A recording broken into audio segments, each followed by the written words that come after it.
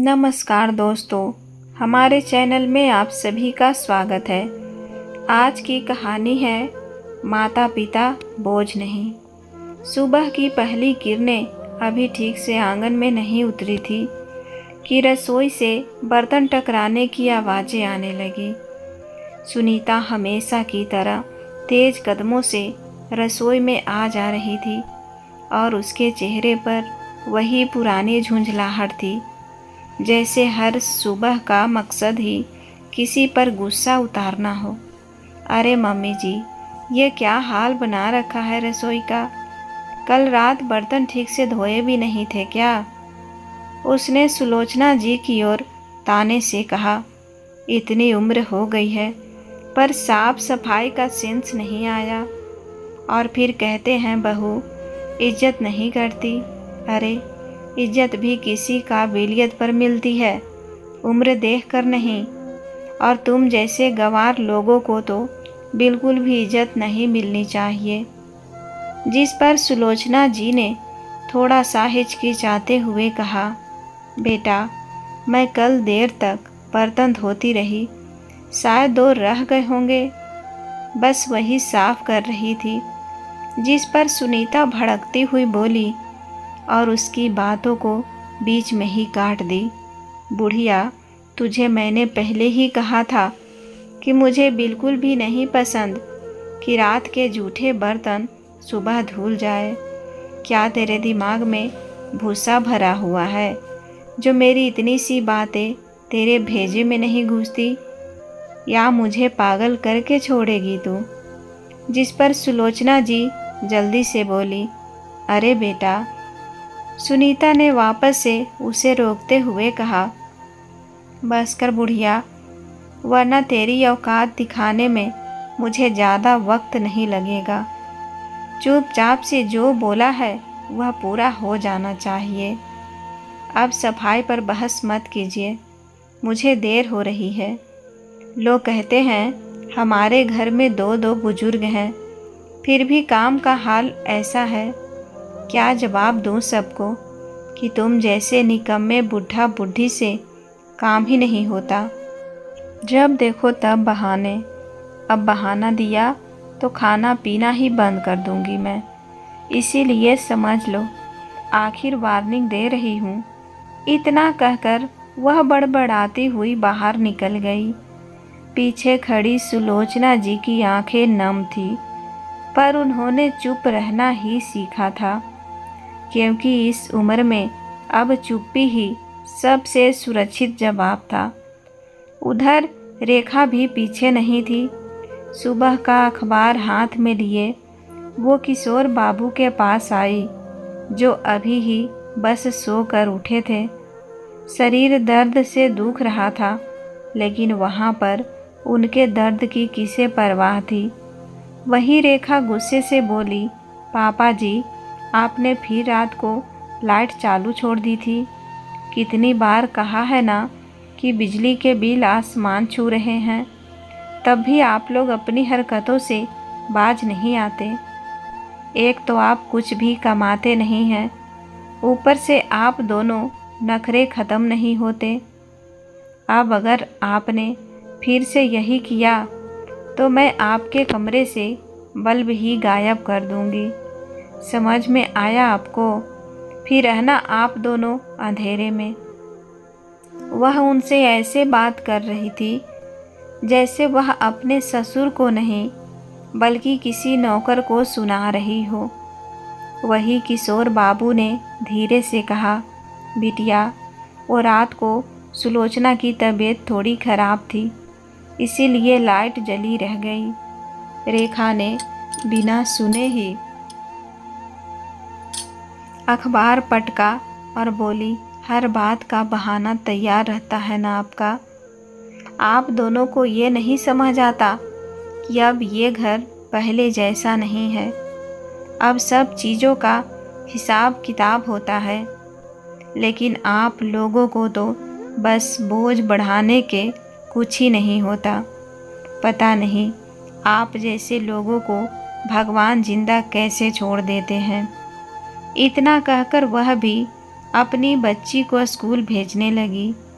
आवाज़ें गूंज रही थी, टीवी की, किचन की, बच्चों की, पर इन सब के बीच सुलोचना और किशोर बाबू के लिए जगह सिर्फ एक कोने में बची थी। दोनों की ही आंखें नम से भरी हुई थी। दिन में जब दोनों बहुएं अपने अपने काम पर चली जाती तो घर में एक अजीब सी खामोशी भर जाती थी, जैसे दीवारें भी अब बोलने से डरती हो। किशोर बाबू हर रोज़ वही पुराना ब्रश और बाल्टी लेकर निकलते, कभी किसी ऑफिस के वॉशरूम साफ करते, कभी किसी स्कूल में। उनकी पेंशन कभी भी नहीं आती थी, इसीलिए उनकी बहुओं ने ताना दे देकर उनका जीना हराम कर दिया था। मजबूरी में आकर किशोर बाबू को ये कदम उठाना ही पड़ा। बेटों का हाथ महीनों से तंग हो रखा था। जो काम पहले शर्म लगता था, अब वही उनकी रोटी का जरिया बन गया था। पर शाम को जब वो लौटते थके हुए, हाथों में दरारों और कपड़ों पर सफाई का दाग लिए, तो घर में स्वागत नहीं, शिकायतें मिलती थी। ऐसे सब व्यवहार करते जैसे वो नाली में पड़े कोई कीड़ा हो, जिसे देखकर सबको घिन आती हो। पापा जी, ये क्या हालत बना रखी है। घर में आया करिए तो साफ सुथरा होकर आया करिए। आपकी वजह से तो घर में सबको बीमारी हो जाएगी।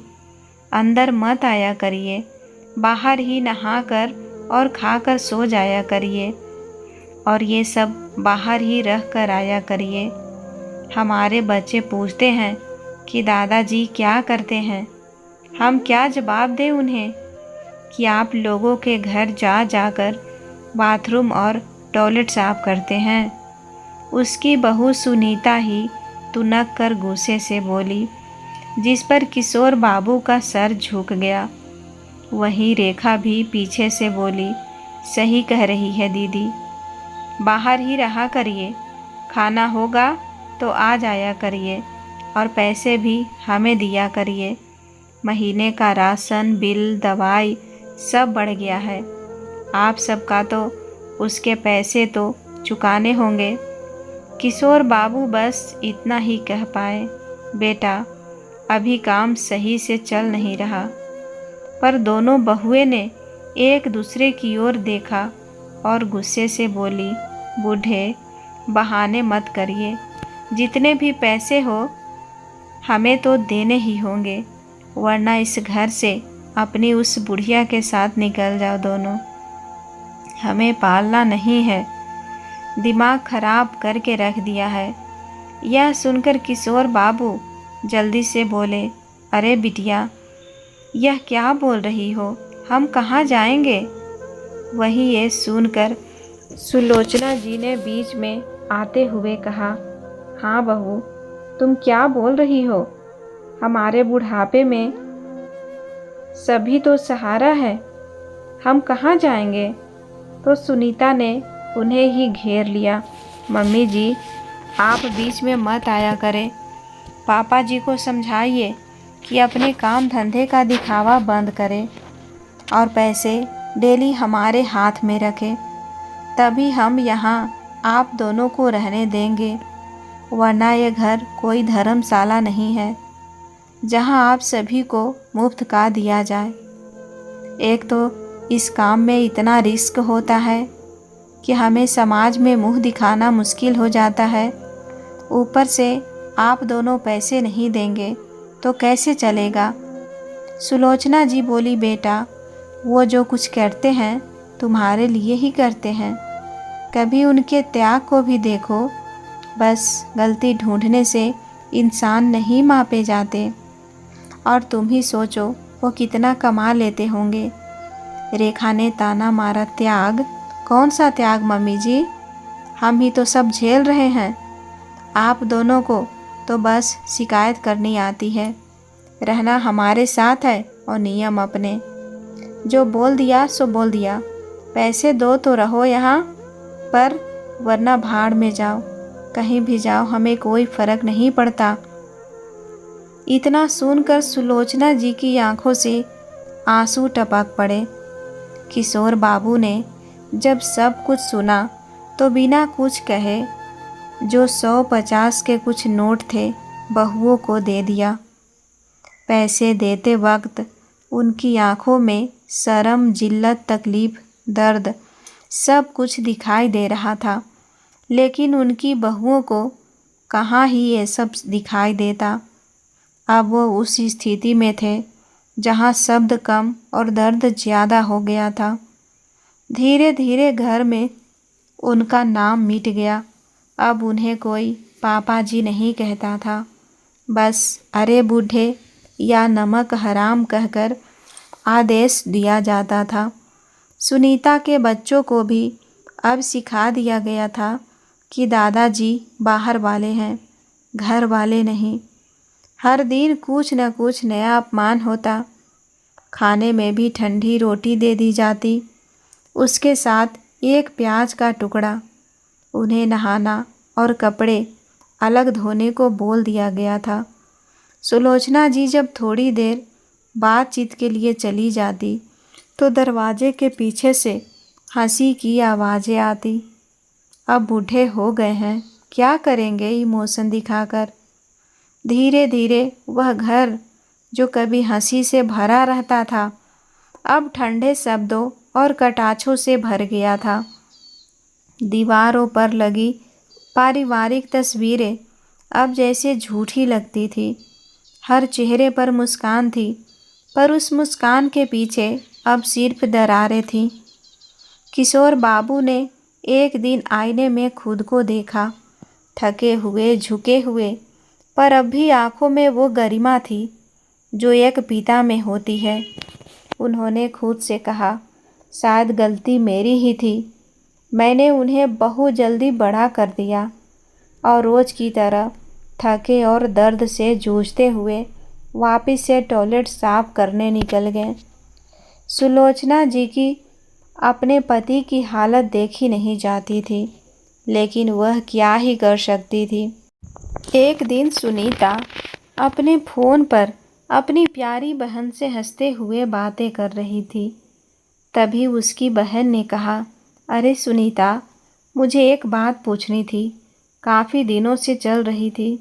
क्या तेरे ससुर ने कोई नया बिजनेस शुरू किया है या कोई काम धंधा शुरू किया है? मुझे लगता है मैंने अपने मोहल्ले में उन्हें कल देखा था। पीछे से देखी थी तो पहचान नहीं पाई। फिर बाद में मुझे लगा, अरे ये तो बाथरूम साफ करने वाला है, तो तेरे ससुर कैसे हो सकते हैं? लेकिन दूर से पता नहीं क्यों मुझे लग रहा था कि वही थे। बुरा मत मानना बहन, बस तुमसे पूछ रही हूँ। एक पल को ये सुनकर सुनीता सकपका गई, फिर जल्दी से बोली, अरे नहीं दीदी, तुमने किसी और को देखा होगा। और वैसे भी आजकल सारे बूढ़े एक जैसे ही लगते हैं। अब मेरी ऐसी किस्मत कहाँ कि वह 2 पैसे कमा कर घर में ला सके। दिन भर खाते पीते रहते हैं, मरते भी तो नहीं हैं। पता नहीं कब भगवान हम पर दया करेंगे। चलो, अभी मुझे बहुत काम है तो फ़ोन रखती हूँ और तुमसे बाद में बात करती हूँ। इतना कहकर सुनीता ने फ़ोन रख दिया। बड़बड़ाती हुई कमरे से निकली। आज इस बूढ़े को नहीं छोड़ूंगी। कितनी बार समझा चुकी हूँ कि मेरे रिश्तेदारों के मोहल्ले में मत जाया करो, पर यह है कि मेरी बात सुनते ही नहीं। जी तो चाहता है कि खाने में जहर मिलाकर दे दूँ, पर वो भी नहीं कर सकती। वही अब कहाँ मर गए, दिखते भी तो नहीं हैं। पापा जी, ओ पापा जी, कहाँ गए? चिल्लाती हुई आवाज़ लगाते हुए सुनीता अपने ससुर किशोर बाबू के पास गई और बोली, पापा जी, क्या आप बगल के मोहल्ले में भी काम करने जाते हैं? आपसे कितनी बार कहा है कि आप बगल के मोहल्ले में बाथरूम और रसोई साफ करने के लिए मत जाया कीजिए। कहीं किसी ने देख लिया और पहचान लिया तो हमारी क्या इज्जत रह जाएगी। अरे दुनिया भर में कितने ही काम हैं। लोग अखबार बेचते हैं, भीख मांगते हैं, पर आप तो, क्या आपको यही काम अर्बन क्लास वाले देते हैं? चलो छोड़ो, मुझे काम से दिक्कत नहीं है। भीख मांगने वाले भी अपना मोहल्ला छोड़कर दूर जाकर भीख मांगते हैं, पर आप है कि अपने ही घर के आसपास के मोहल्ले में ये एसिड की बोतल और ब्रश लेकर घूमते रहते हैं। पता है ना, बगल वाले मोहल्ले में मेरी बहन का घर है। फिर आप क्यों उस तरफ गए?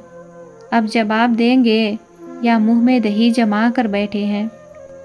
किशोर जी घबराते हुए बोले, बहू मुझे माफ़ कर दो। मुझे मालूम नहीं था कि बगल वाले मोहल्ले में तुम्हारा कोई रिश्ते रहता है। अगर मुझे पता होता तो मैं कभी उस मोहल्ले में सफाई कर्मचारी बनकर नहीं जाता। मैं कल ही कंपनी वाले को कहूँगा कि मुझे उस तरफ ना भेजें। ठीक है, मुझसे गलती हो गई, पर अब मुझे घर के अंदर तो आने दो। वो घर की बाहर ही खड़े थे, जिस पर सुनीता बोली, बिल्कुल नहीं, अभी आप घर के अंदर नहीं आ सकते। अभी आप इधर उधर घूम कर आइए, क्योंकि मेरी बहन की ननद आने वाली है। कह रही थी आजकल एक बुजुर्ग आदमी बाथरूम साफ करने के लिए आता है। आप ही है ना वो? बोलिए।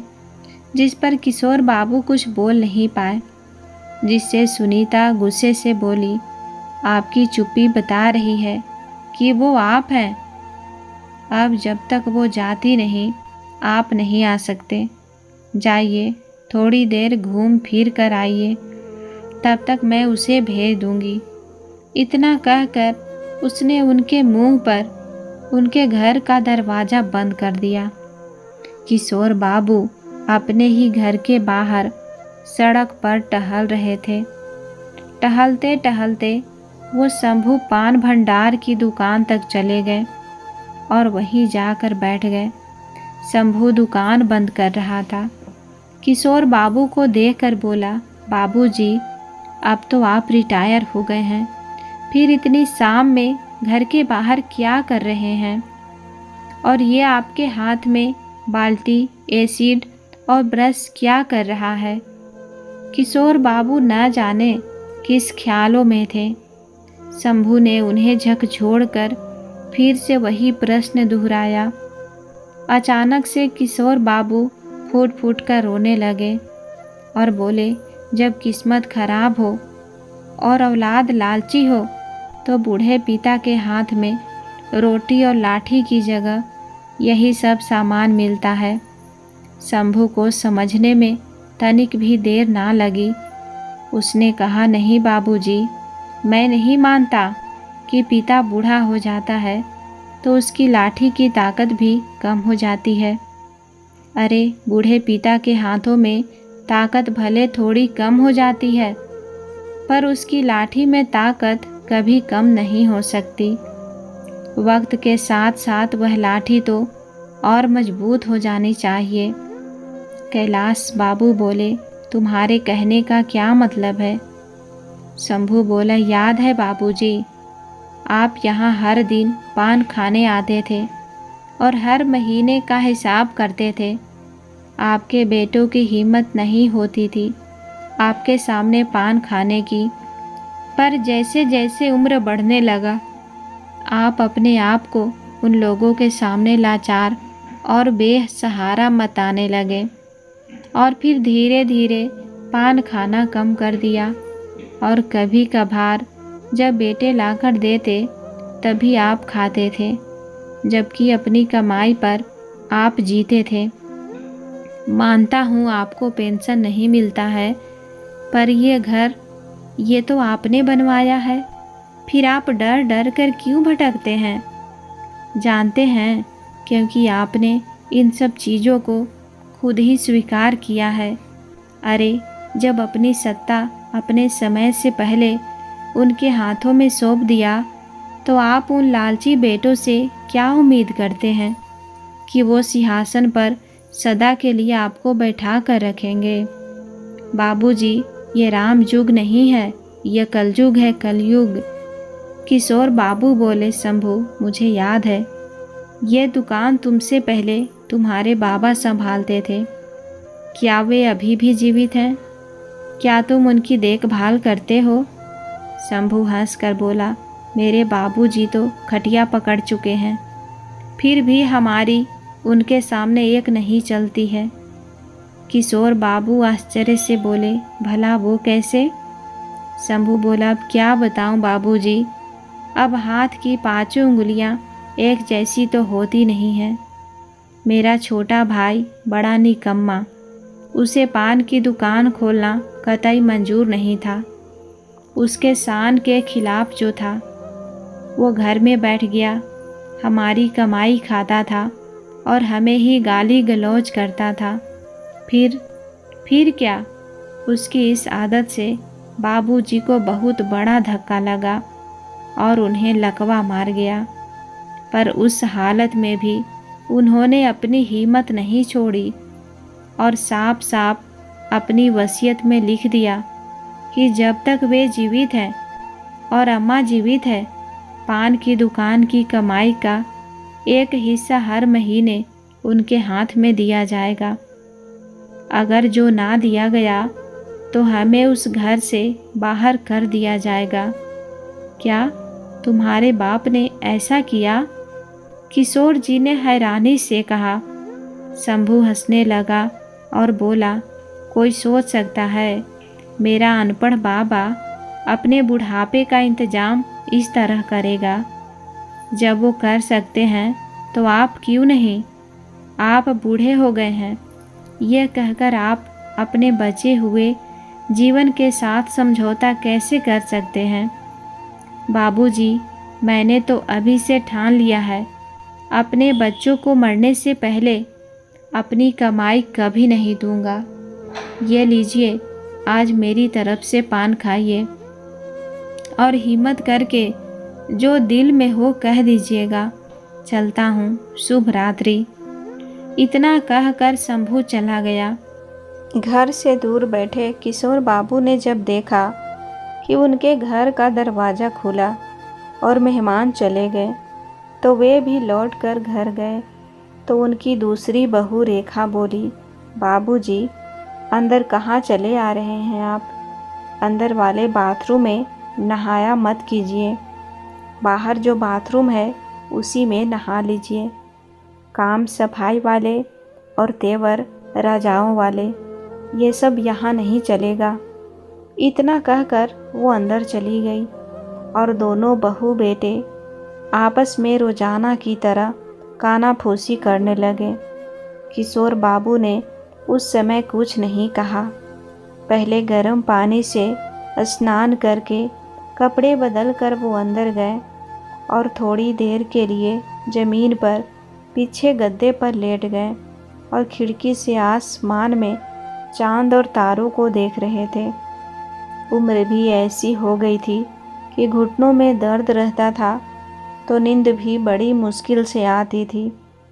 तभी उनकी धर्म पत्नी सुलोचना जी रोटी और दाल लेकर आई और बोली, सुनो जी, दिन भर के थके होंगे, खाना खा लीजिए, फिर सोइएगा। इतना कहकर वो भी उनके बगल में बैठ गई और पंखा झेलने लगी। सूखी रोटी और दाल खाकर किशोर बाबू की आंखें भर आई। उन्होंने कहा, सुलोचना, ये हमारा खुद का मकान है ना? रिटायरमेंट के सभी पैसे लगाकर ये घर बनवाया था ताकि बुढ़ापे में पत्नी और बच्चों सहित चैन से बचा जीवन व्यतीत करूँगा। मगर हमारे दोनों बेटे और बहुएं कुछ ज़्यादा ही समझदार निकले, है ना? सुख दुख बतियाते बतियाते दोनों पुरानी बातों को सोचने लगे। वो सोचने लगे कि कितनी खुशहाल जिंदगी थी किशोर बाबू की जब दोनों बेटे कुंवारे थे। जैसे ही दोनों बेटों की शादी हुई, दोनों का व्यवहार बदलने लगा। दोनों के दो दो बच्चे हो गए और हालात घर के कमरों के बंटवारे तक ही सीमित नहीं रही, बल्कि हर जगह जैसे बंटवारे की एक सफ़ेद लकीर खींच दी गई हो। अचानक से सुलोचना जी का हाथ किशोर बाबू के गाल पर महसूस हुआ। सुलोचना जी बोली, सुनो जी, क्यों ऐसी बातों को सोचते हो जिससे मन दुखी होता है? थोड़ा सोने की कोशिश कीजिए। एक बात बताइए, क्या आज फिर बेटे या बहू में से किसी ने आपको अपमानजनक शब्द तो नहीं कह दिया? किशोर बाबू बोले, नहीं। तो पर उनके आंसुओं ने सुलोचना जी के हाथों को गीला कर दिया और कुछ ना कहकर भी वो सारे दर्द बयां कर गए। एक साथी ने अपना दर्द छुपाया तो दूसरे ने समझ लिया। सुलोचना जी बोली, सुनो, कई दिनों से चारों बेटे बहुएं पता नहीं देर रात तक चुपचाप क्या खुसुर फुसुर करते रहते हैं। कुछ पता है आपको? किशोर बाबू बोले, जिस रास्ते जाना नहीं उधर का पता क्यों पूछ रही हो? सो जाओ और हाँ, घबराओ मत और ना ही चिंता करो। मैं जब तक हूँ तुम्हें कोई तकलीफ़ नहीं होने दूँगा। भले ही बूढ़ा हो गया हूँ, कमज़ोर हो गया, फिर मेरी लाठी में अभी भी ताकत है। इतना कहकर उन्होंने सुलोचना जी को भरोसा दिलाया और आंखें बंद कर ली। अगले दिन शाम में जब रेखा बोली, क्या बात है बाबूजी, आज आप काम पर नहीं गए, तो आज खाना कैसे खाएंगे? सुनीता बोली, अरे नहीं, आज इन्हें घर में ही रहने दो। पता है ना, कल कितना बड़ा बखेड़ा खड़ा होते होते बचा है। हमारी तो इज्जत मिट्टी में मिल जाती। इतना कहकर उसने सारी बात बताई। रेखा बोली, हाँ हाँ, फिर तो आज ये ना जाए तो ही अच्छा है। चलो कोई बात नहीं, एक दिन मुफ्त की रोटी इन्हें भी मिल जाएगी। इतना कहकर दोनों हंसते हुए वहाँ से चली गई। 2 दिन बाद दोपहर में दोनों बेटे किशोर बाबू से बोले, पापा, हम सभी काफ़ी दिनों से कुछ सोच रहे थे। बहुत सोच विचार करने के बाद हम एक फैसले पर आए हैं कि ये मकान बेच देंगे। अब ये घर छोटा पड़ता है और बच्चे भी तो बड़े हो गए हैं। दोनों बहुओं ने झट से कहा, हाँ हाँ, और पुराना सा भी लगता है, हमारे स्टैंडर्ड से मैच भी नहीं करता है। किशोर बाबू बोले, पर इसका फैसला तुम दोनों ने कैसे कर लिया? छोटा बेटा दिलीप बोला, बाबूजी, हम दोनों भाई आपस में रकम बांटकर कुछ लोन और कुछ इधर उधर से एडजस्ट करके अपना फ्लैट ले लेंगे। किशोर बाबू और सुलोचना जी एकदम चुप होकर दोनों बेटे को देख रहे थे। बड़ा बेटा सुजीत बोला, बाबूजी, आपको समझ में नहीं आएगा हम कितनी परेशानी से रह रहे हैं। बहुत सोच विचार कर हमने ये फैसला लिया है। सुलोचना जी बोली, अच्छा, तो ये विचार विमर्श 2-3 महीनों से चल रहा है। दोनों बेटे और बहू ने एक दूसरे को देखा। सुनीता जो एक पैसे वाले घर से आई थी और बड़े कॉलेज में पढ़ी लिखी थी, वो आगे बढ़कर बोली, पापा जी, आजकल एक से एक बेहतरीन ओल्ड एज होम का कॉन्सेप्ट है। सुजीत झट से बोला, हाँ, एकदम 5 सितारा होटल जैसे कमरे और सहूलियत ऐसी मिलती है कि पूछो मत। बस हर महीने कुछ किराया देना होगा आपको और फिर मकान बेचने से जो पैसे मिलेंगे उसे बांटने के बाद जो आपका हिस्सा होगा वो आपके खाता में जमा कर देंगे और कभी कुछ चाहिए होगा तो आप हम लोगों से मांग लेना।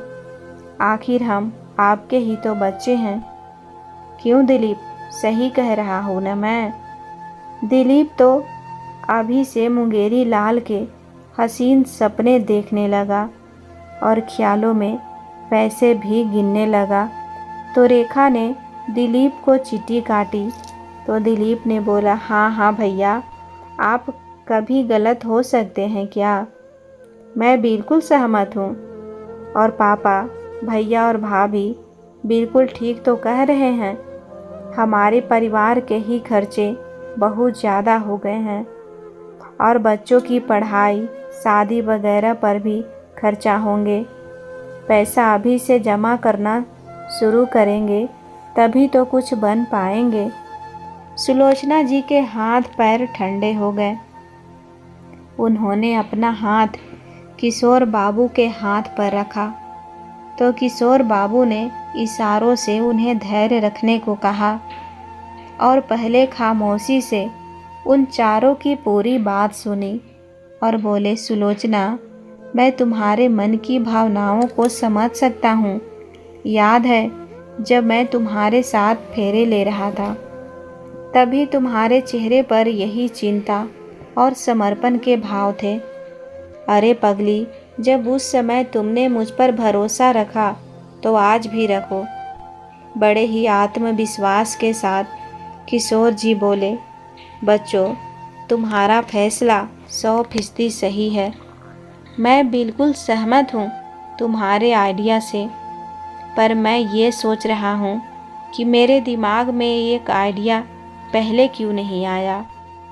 चारों के चारों बेटे बहू ने विजयी मुस्कान और अपनी सफल चाल पर एक दूसरे को देखे और मन ही मन में बधाई दिया। किशोर जी ने आगे कहा, मुझे 5 सितारा ओल्ड एज हाउस का आइडिया बहुत बढ़िया लगा।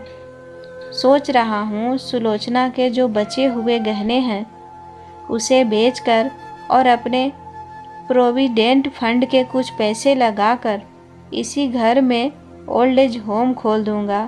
क्या कहते हो?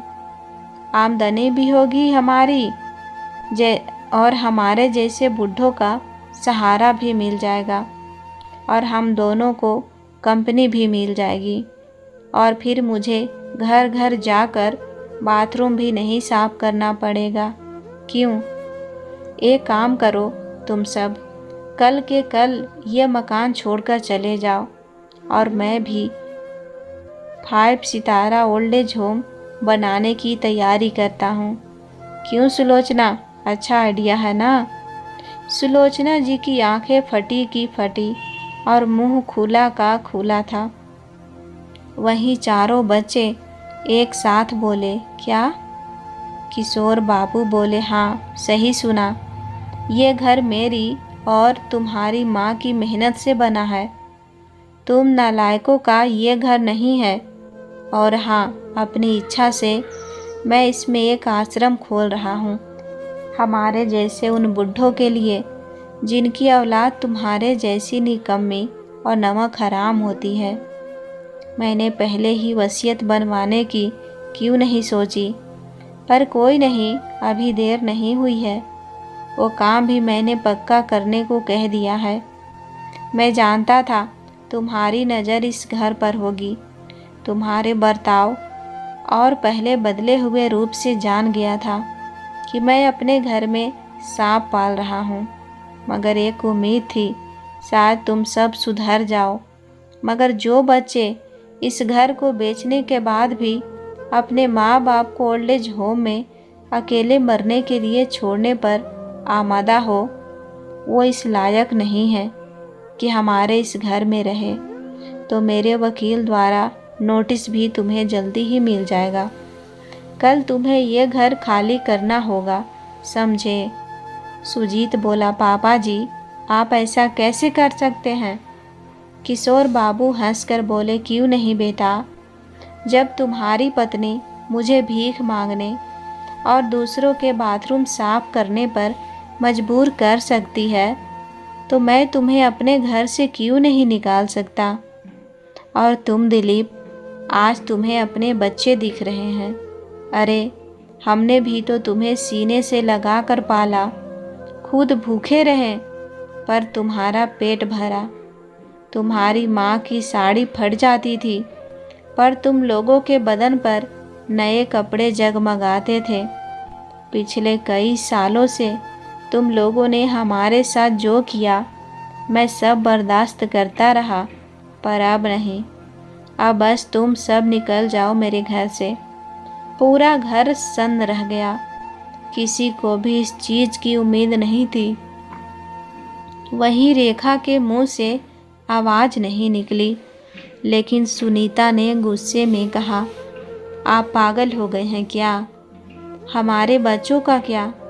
क्या आप उन्हें भी भूखा मारना चाहते हैं? किशोर बाबू ने सूधी आवाज़ में कहा, तुम्हारे बच्चे, जिन्हें तुमने हमें देखकर सिखाया कि बुजुर्ग बोझ होते हैं, उन्हें तो तुमने पहले ही सबक दे दिया है। जैसे हमने तुम्हें पाला था, अब तुम भी पाल लेना। अब उनकी आंखों में आंसू नहीं, बस आग थी। हमने तुम्हें सीने से लगाकर पाला, खुद भूखे रहकर तुम्हारे लिए रोटियां बनाई, और आज वही रोटियां हमें एहसान लगती है। नहीं बेटा, अब हम भीख नहीं, इज्जत मांगेंगे, और वो खुद से। सुलोचना जी अब तक खामोश थी। उन्होंने आगे बढ़कर कहा, हम बूढ़े हैं, पर टूटी हुई मिट्टी नहीं। अब ये घर नहीं, ये एक आश्रय होगा उन सब के लिए जिन्हें तुम जैसे बच्चे छोड़ गए हैं। इसीलिए अब बहुत बातें कर ली, सब लोग यहाँ से निकल जाओ। किशोर बाबू ने अपनी पुरानी लाठी उठाई, जिसका सिरा सालों की ठोकरों से चिकना हो चुका था, और बोले, इस लाठी में अब भी ताकत है। कभी बेटे के स्कूल ले गया, कभी नौकरी से थके कदमों को सहारा दिया। आज ये हमें एक नई राह पर ले जाएगी। चारों बेटे और बहुएं चुप थे। कोई विरोध की हिम्मत नहीं कर सका। किशोर बाबू ने आखिरी बार चारों की ओर देखा। अब जाओ। अब अपने माँ बाप के दिल में जगह नहीं छोड़ी, तो इस घर में भी तुम्हारे लिए कोई जगह नहीं बची। वे सुलोचना का हाथ थामे बाहर निकल गए। आंगन में हवा बह रही थी, वही हवा जो बरसों से बंद थी। उनकी चाल धीमी थी, पर आत्मसम्मान ने उनके कदमों को स्थिर कर दिया था।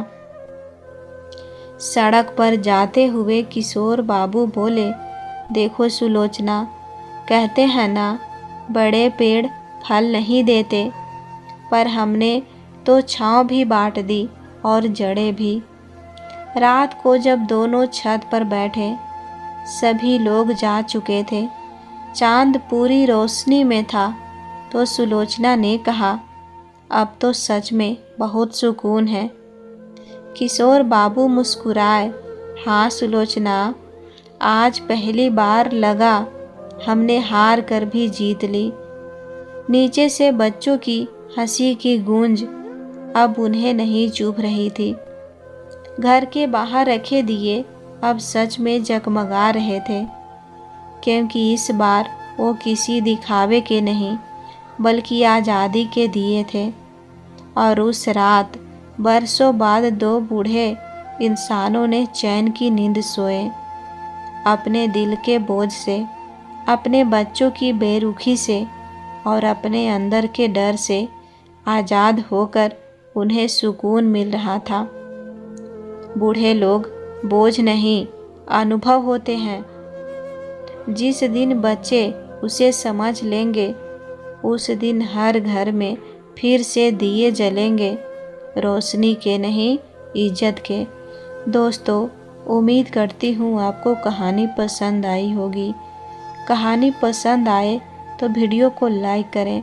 चैनल पर पहली बार आए हैं तो सब्सक्राइब करके बेल आइकन घंटी ज़रूर दबा लें। कहानी को पूरा देखने और सुनने के लिए दिल से धन्यवाद। मिलती हूँ एक नई कहानी के साथ। Bye bye.